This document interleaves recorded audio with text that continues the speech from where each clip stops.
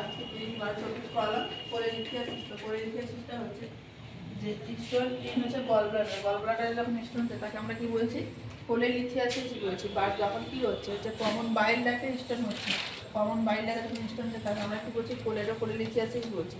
এবং এর কজেসগুলো কী কী বা রিস্ক ফ্যাক্টরগুলো কী কী হতে পারে, যেমন হচ্ছে bile salt deficiency. Most common cause হচ্ছে increase level of bile pigments, mainly due to হচ্ছে যে হেমোলাইসিস হয়। হেমোলাইসিসের সাথে কী হয় যে আরবিসি ডিস্ট্রাকশন হয়, এর ফলে কী হচ্ছে বিলিবার্ডিনের ইনক্রিজ হয় এবং বিলিরুবিনের ইনক্রিজ হয়। এর ফলে কী হচ্ছে বাইলের পিগমেন্টেশনটাকে হয় ইনক্রিজ হয়।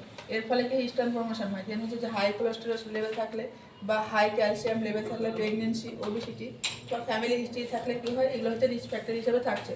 90% ক্ষেত্রে কী হচ্ছে সাইন সিমটম হচ্ছে অ্যাসিম্পটোমেটিক, মানে হচ্ছে কোনো সিমটম দেখা যায় না। বা 10% যে সিমটম দেখা যায় সেটা হচ্ছে যে anorexia, nausea, vomiting, pain and jaundice হচ্ছে কি দেখা যায় পেশেন্টের ক্ষেত্রে। দেন হচ্ছে টাইপ অফ স্টোন, যে কী ধরনের স্টোন হয়েছে সেটা হচ্ছে একটা হচ্ছে কোলেস্টেরল স্টোন, যেটা হচ্ছে 80%, যেটা হচ্ছে যে মোস্ট কমনলি টাইপ স্টোন দেখা যায়। বাট যেটা কী হয় যে এটা এক্সট্রা ভিজিবল হয় না। আরেকটা যেটা হচ্ছে যে কি বাইল পিগমেন্টেড স্টোন, যেটা হচ্ছে 10% রিস্ক থাকে, এখানে ভিজিবলি নেক্সটে থাকে। এখানে দু ধরনের হতে, একটা হচ্ছে ব্ল্যাক ইস্ট থাকে, একটা হচ্ছে ব্রাউন ইস্ট থাকে। ব্ল্যাক ইস্টটা কী হয় যে ডিউ টু হচ্ছে কি হেমোলাইসিস, মানে আরবিসি ডিস্ট্রাকশন হচ্ছে। এর ফলে হচ্ছে যখন হচ্ছে ব্ল্যাক ইস্ট কালার থাকছে, যখন ইনফেকশনের জন্য স্টোন হচ্ছে তখন কী হচ্ছে মেনলি ডিউ টু হচ্ছে যে ইকোলাই হচ্ছে জন্য হয়, তখন কালারটা হচ্ছে brownish. Mixed type of stone থাকে, 10% ক্যালসিয়াম স্টোন থাকছে, কোলেস্টেরল থাকছে। দেন হচ্ছে ডায়াগনোসিস কী কী করা হয়, এখানে হচ্ছে যে এক্স-রে করা হয়, দেন ইউএসজি করা হয়, সিটি স্ক্যান প্লাস হচ্ছে যে এমআরসিপি অ্যান্ড ইআরসিপি করা হয়।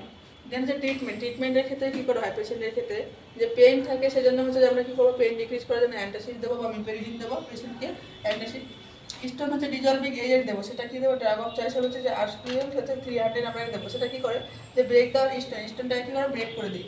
সার্জারি পারফর্ম করা হয়, সার্জারির ক্ষেত্রে দু ধরনের সার্জারি করা হয়, একটা হচ্ছে কোলেসিস্টেমি, একটা হচ্ছে কোলেসিস্টেক্টমি।